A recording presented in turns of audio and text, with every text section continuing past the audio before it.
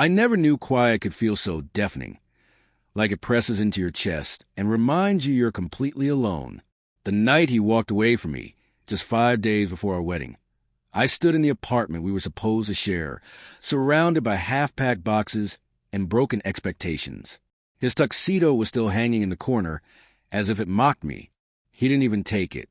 He just said he needed time, that he couldn't handle my emotional chaos, and that his career came first. What he really meant was that someone else had already taken my place. The real blow didn't hit until later, when I found out that the woman he chose was my maid of honor, that the venue had been canceled under my name, that all the bills, the flowers, the catering, the dress, were charged to my card. I didn't cry. I couldn't. I packed my nursing kit, walked out, and by morning I had $53 and nowhere to stay. Then I got a call from an agency I barely remembered applying to. Live-in nurse. Private client. No references, only confidentiality. The pay was more money than I'd ever seen on a contract.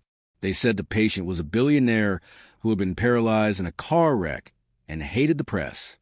Privacy mattered. I thought, good. I had nothing left but my silence. The mansion was massive, the kind of place that swallowed sound. Marble floors, chandeliers, windows taller than me. The air smelled like old money and secrets. They led me to the master suite and told me not to touch anything without permission. When the housekeeper left, I stepped in and stopped dead. He was sitting in a motorized chair by the window, staring at a muted TV. But it wasn't him that froze me. It was a photograph on the wall. My ex-fiancé, holding a glass of champagne, his arm around my former best friend, and beside them was a man in the chair, Daniel Crane. Tech genius, media icon, and, apparently, the person financing my ex's future. It all clicked. My ex didn't leave because he was overwhelmed by love or fear. He left because he saw an opportunity. Crane's approval was his ticket to success. And I was the casualty. That first night, while Crane slept, I sat in the dark by his bedside, watching machines breathe for him. His face looked calm, but the arrogance was still there, like a shadow. I wondered if he knew who I was. By sunrise, I had my answer. "You're very thorough," he said to me when I brought his morning medication. His eyes were sharp, almost like you came here for more than a job. I smiled slightly. Maybe I did. He laughed, low and amused. Then I think we'll get along. Over the next few weeks, I learned everything. The crash that paralyzed him wasn't bad luck. It was sabotage, brake failure. My ex had been behind the wheel of one of Crane's prototype cars that night, drunk on money and ego, and when things went wrong, he vanished. Crane took the blame publicly to protect the company's reputation, and in return, he kept funding the man who destroyed me. That's when the plan started to form, not from anger, but from clarity. Every smile, every measured dose of medication, every soft word.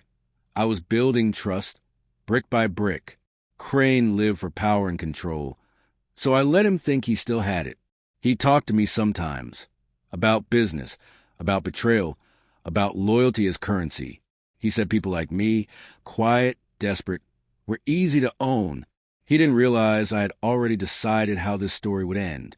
The night of the charity gala, I dressed him in his custom suit, fixed his tie, and slipped a small flash drive into his pocket. He thought it held his speech. It didn't. It held the security footage from the night of his crash, evidence I'd uncovered deep within his encrypted files, showing my ex tampering with the car. When the screen lit up midway through the gala, the room gasped. Crane's face went pale. My ex's recorded voice, cocky, intoxicated, filled the silence. Cameras flashed, reporters screamed, and I walked out unseen. By morning, every headline screamed betrayal. Crane's protege under investigation. Shares plummeting. Accounts frozen.